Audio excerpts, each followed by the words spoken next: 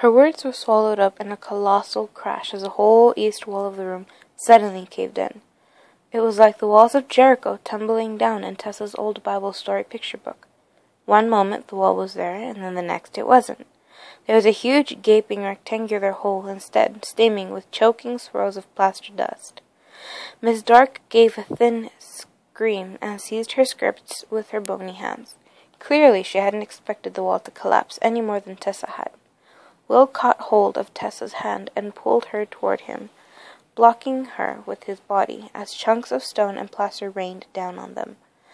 As his arms went around her, she could hear Miss Black screaming. Tessa twisted in Will's grip, trying to see what was happening. Miss Dark stood, pointing one gloved, trembling finger toward the dark hole in the wall. The dust was beginning to settle, barely enough so that the figures moving toward them through the wreckage slowly began to take shape. The shadowy outlines of two human figures became visible. Each was holding a blade. Each blade shone with the same blue-white light as Will's. Angels, Tessa thought, wondering, but she didn't say it. That light, so bright, what else could they be? Miss Black gave a screech and lunged forward. She threw her hands out, and sparks shot from like exploding fireworks. Tessa heard someone yell, a very human yell, and Will, releasing Tessa, spun and flung his bright burning sword at Miss Black. It whipped through the air and over end and drove into her chest, screaming and twisting. She staggered backward and fell, crashing down onto one of the horrible tables, which collapsed in a mess of blood and splintering wood. Will grinned. It was not a pleasant sort of grin.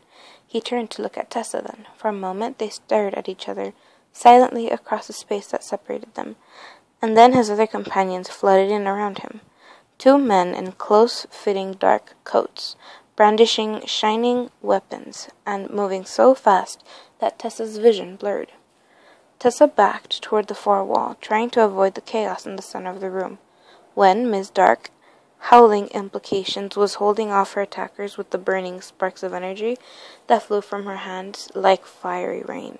Miss Black was writhing on the floor, sheets of black smoke rising from her body as if she were burning from the inside out. Tessa moved to open the door that led to the corridor, as strong hands seized her and yanked her backwards. Tessa shrieked and twisted, but the hands circling her upper arms were as strong as iron.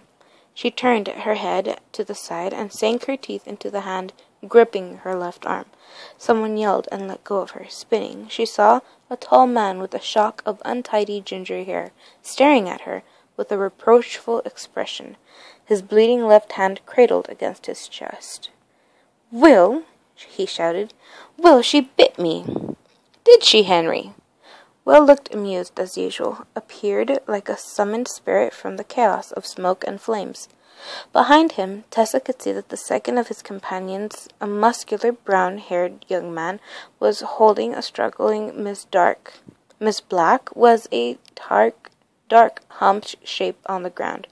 Will raised an eyebrow at Tessa's direction. "It's bad form to bite," he informed her. "Rude, you know. Hasn't anyone ever told you that?" "It's also rude to go about grabbing at ladies you haven't been introduced to," Tessa said stiflingly. "Hasn't anyone ever told you that?" The ginger-haired man, whom Will had called Henry, shook his bleeding hand with a rueful smile. He had a nice sort of face, Tessa thought. She almost felt guilty for having bitten him. "Will, look out!" the brown-haired man shouted.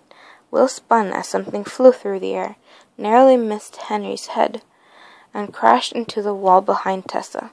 It was a large brass cog, and it hit the wall with such force that it stuck there, like a marble wedged into a bit of pastry. Tessa whirled and saw Miss Black advancing toward them, her eyes burning like coal in her crumpled white face. Black licks of flame sprayed up around one of the hilts of the sword that protruded from her chest.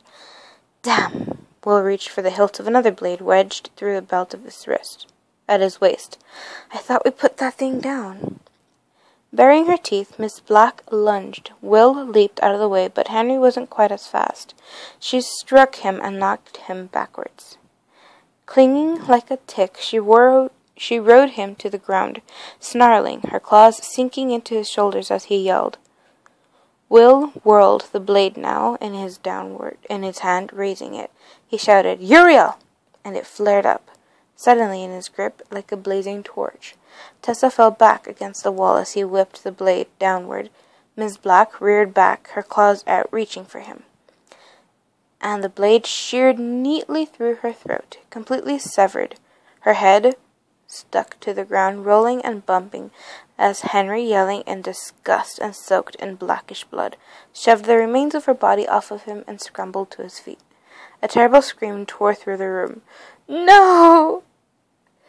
The cry had come from Miss Dark. The brown-haired man holding her let go with a sudden cry as blue fire shot from her hands and eyes. Yelling in pain, he fell to the side as she tore away from him and advanced on Will and Tessa, Miss Dark's eyes flaming like black torches.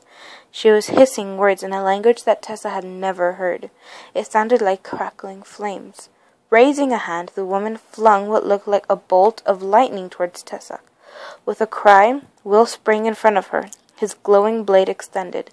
The lightning ricocheted off the blade and struck one of the stone walls, which glowed with a sudden strange light. "Henry!" Will shouted without turning.